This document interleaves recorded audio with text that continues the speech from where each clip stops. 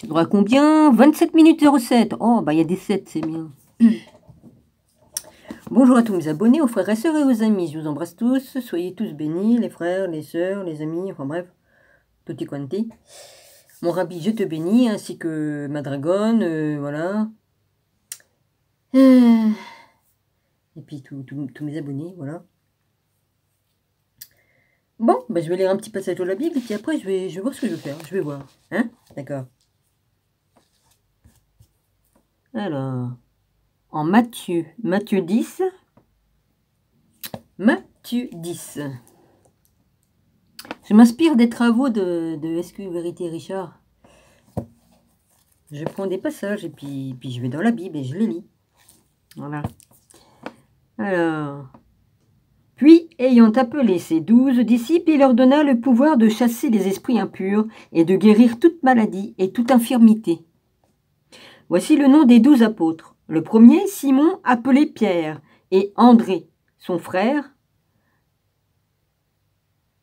Jacques, fils de Zébédée, et Jean, son frère, Philippe de Barthélemy, Thomas, parce que là il y a un S au bout, alors je dis Thomas, c'est pas pareil que Thomas, enfin j'en sais rien. Ben, et Matthieu, le publicain, Jacques, fils d'Alphée, et Thaddée, ou Thaddée. Ben, comme il y a Thaddée avec un E au bout, alors voilà. Simon le Cananite et Judas l'Iscariote, celui qui livra Jésus. Après, je vais dans le numéro 16. Et voici, je vous envoie comme des brebis au milieu des loups. Soyez donc prudents comme les serpents et simples comme les colombes. Mettez-vous en garde contre les hommes, car ils vous livreront aux tribunaux et ils vous battront de berge dans leur synagogue. Vous serez menés à cause de moi devant des gouverneurs et devant des rois pour servir de témoignage à eux et aux païens. Mais quand on vous livrera, ne vous inquiétez ni de la manière dont vous parlerez, ni de ce que vous direz. Ce que vous aurez à dire vous sera donné à l'heure même, car ce n'est pas vous qui parlerez, c'est l'Esprit de votre Père qui parlera en vous. Amen. Et ça, c'est une grande vérité. Le frère livrera son frère à la mort, et le père son enfant. Les enfants se soulèveront contre leurs parents et les feront mourir. Vous serez haïs de tous à cause de mon nom. Mais celui qui persévérera jusqu'à la fin sera sauvé. Quand on vous persécutera dans une ville, fuyez dans une autre. Je vous le dis en vérité, vous n'aurez pas achevé de parcourir les villes d'Israël que le Fils de l'homme sera venu. Et ça, c'est une grande vérité. Le disciple n'est pas plus que le maître, ni le serviteur plus que son seigneur. Il suffit au disciple d'être traité comme son maître et au serviteur comme son seigneur. S'ils ont appelé le maître de la maison Béelzébul,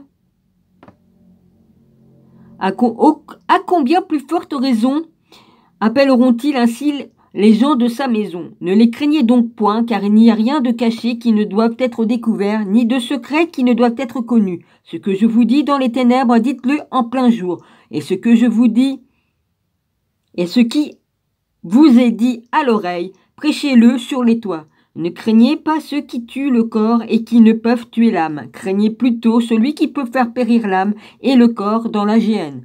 Ne vendons pas 2 passereaux pour un sou. Cependant, il n'en tombe pas un à terre sans la volonté de votre Père. Et même vos cheveux sont tous comptés. Ne craignez donc point. Vous valez plus que beaucoup de passereaux.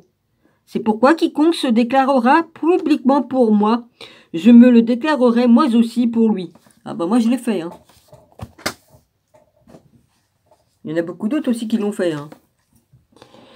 Alors, devant mon Père qui est dans les cieux, mais quiconque me reniera devant les hommes, je le renierai aussi devant mon Père qui est dans les cieux.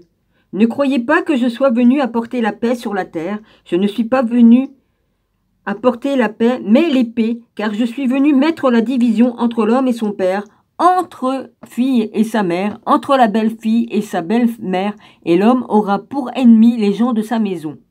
Celui qui aime son père ou sa mère plus que moi n'est pas digne de moi. Et celui qui aime son fils ou sa fille plus que moi n'est pas digne de moi. Celui qui ne prend pas sa croix et ne me suit pas n'est pas digne de moi. Celui qui conservera sa vie la perdra, et celui qui perdra sa vie à cause de moi la retrouvera. C'est une grande vérité. Celui qui vous reçoit, me reçoit, et celui qui me reçoit, reçoit celui qui m'a envoyé. Celui qui reçoit un prophète en qualité de prophète, recevra une récompense de prophète, et celui qui reçoit un juste en qualité de juste, recevra une récompense de juste. Et quiconque donnera seulement un verre d'eau froide à l'un de ses petits parce qu'il est mon disciple, je vous le dis en vérité, il ne perdra point sa récompense. C'est une grande vérité. Lorsque Jésus eut achevé de donner ses instructions à ses 12 disciples, il partit de là pour enseigner et prêcher dans la ville du pays.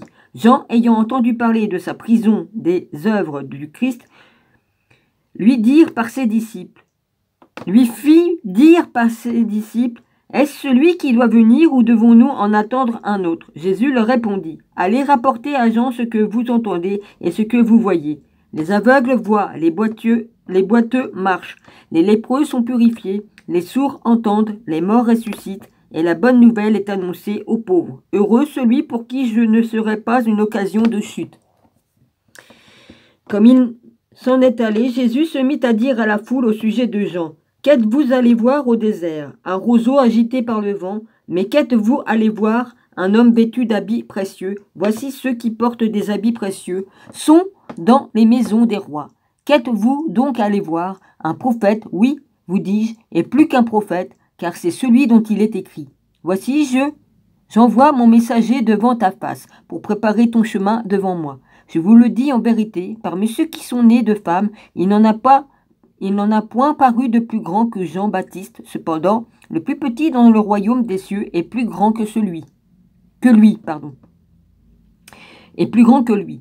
Depuis le temps de Jean-Baptiste jusqu'à présent, le royaume des cieux est forcé, et ce sont les violents qui s'en emparent, car tous les prophètes et la loi ont prophétisé jusqu'à Jean. Et si vous voulez le comprendre, c'est lui qui est l'Élie qui devait venir. Voilà.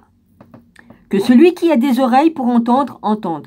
À qui comparerai-je cette génération? Elle ressemble à des enfants assis sur des places publiques et qui, s'adressant à d'autres enfants, disent « Nous vous avons joué de la flûte et vous n'avez pas dansé. Nous avons chanté des complaintes et vous ne vous êtes pas lamentés. Car Jean est venu ne mangeant ni ne buvant et ils disent « Il a un démon. » Le Fils de l'homme est venu mangeant et buvant et ils disent « C'est un mangeur et un buveur, un ami des publicains et des gens de mauvaise vie. » Mais la sagesse a été justifiée par ses œuvres. Jésus dénonce les indifférences. Alors il se mit à faire des reproches aux villes dans lesquelles avaient eu lieu la plupart de ces miracles parce qu'elles ne s'étaient pas repenties. Malheur à toi, Chorazin, malheur à toi, Bethsaïda, car si les miracles qui ont été faits au milieu de vous avaient été faits dans Tyr et dans Sidon, il y a longtemps qu'elles se seraient repenties en prenant le sac et la cendre. C'est pourquoi je vous le dis, au jour du jugement, Tyr et Sidon seront traités moins rigoureusement que vous. Et toi, Capernaum, seras-tu élevé jusqu'au ciel? Non, tu seras abaissé jusqu'au séjour des morts. Car si les miracles qui ont été faits au milieu de toi avaient été faits dans Sodome, elles subsisteraient encore aujourd'hui. C'est pourquoi, je vous le dis, au jour du jugement, le pays de Sodome sera traité moins rigoureusement que toi. La relation personnelle du disciple avec son Seigneur. Alors c'est en Luc 10, 17, 22, 1, 51, 53, 1 Corinthiens 1, 26-29 et puis Ésaïe 55, 1, 3. Là il y a un petit truc à lire avant. B, alors Mal 3, 1, Matthieu 3, 1. L'Élie qui devait venir, les Juifs tiraient de Matthieu 4, 5 la conclusion que le Messie aurait pour précurseur le prophète Élie revenu sur terre. Matthieu 17, 2.12, point virgule, Luc 1, 2.17. Chorazin, ville sur les bords de la mer de Galilée. Bethsaïda, ville sur les bords de la mer de Galilée. Voilà, c'était des petits trucs à lire. Alors après, En ce temps-là, Jésus prit la parole et dit, « Je te loue, Père Seigneur du ciel et de la terre, de ce que tu as caché ces choses aux sages et aux intelligents, et de ce que tu les as révélées aux enfants. Oui, Père, je te loue de ce que tu l'as voulu ainsi. Toutes choses m'ont été données par mon Père, et personne ne connaît le Fils si ce n'est le Père. Personne non plus ne connaît le Père si ce n'est le Fils, et celui à qui le Fils veut le révéler. » 28... Après, c'est numéro 28. « Venez à moi, vous tous qui êtes fatigués et chargés, et je vous donnerai du repos. Prenez mon joug sur vous et recevez mes instructions, car je suis doux et humble de cœur, et vous trouverez le repos pour vos âmes, car mon joug est doux et mon fardeau léger. » Jésus, maître du Shabbat. Du sabbat. Oui, bah je sais pas, Shabbat et puis sabbat, c'est pas marqué pareil. Ouais, bon, vas-y.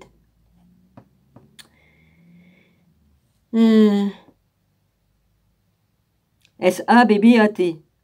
En ce temps-là, Jésus traversa des champs de blé un jour de sabbat. Mot de Shabbat, alors qu'on doit dire. Alors, moi, je ne l'écris pas comme ça. Ses disciples qui avaient faim se mirent à arracher des épis et à manger. Les pharisiens, voyant cela, lui dirent, « Voici tes disciples font ce qu'il n'est pas permis de faire pendant le Shabbat. » Le Shabbat. Ouais, c'est ça. Je signale qu'on a le droit de manger pendant le Shabbat. T'as pas le droit de faire cuire quoi que ce soit. La veille, tu prépares tout et comme ça, tu n'allumes pas de feu, tu ne travailles pas et tu manges les aliments qui sont pas cuits, hein, qui n'ont pas été cuits le jour même. Hein. Donc ils avaient le droit de manger des... T'as le droit de cueillir des fruits et les manger, hein, c'est pas un problème. Hein. Mais Jésus leur répondit, « N'avez-vous pas lu ce que fit David lorsqu'il eut faim, lui et ceux qui étaient avec lui, comment il entra dans la maison de Dieu et mangea les pains de proposition qu'il n'était permis de manger ni à lui ni à ceux qui étaient avec lui et qui étaient réservés aux sacrificateurs seuls? Ou n'avez-vous pas lu dans la loi que les jours de Shabbat, les sacrificateurs violent le Shabbat dans le temple sans se rendre coupables? Or, je vous le dis, il y a ici quelque chose de plus grand que le temple. Si vous saviez ce que signifie « je prends plaisir à la miséricorde et non au sacrifice », vous n'auriez pas condamné des innocents, car le Fils de l'homme est maître du Shabbat. Guérison d'un homme à la main sèche le jour du Shabbat. Ouais, ils l'ont critiqué aussi, Jésus, pour avoir fait un miracle ce jour-là. Hein? Parce que, non mais... Voilà. Bon, ben j'arrête ici parce que j'ai lu le truc que je voulais lire. Voilà. Je vous embrasse tous, soyez tous bénis. Comme ça, il va me rester un petit peu de place pour refaire une autre vidéo comme ça. Voilà. Gros bisous.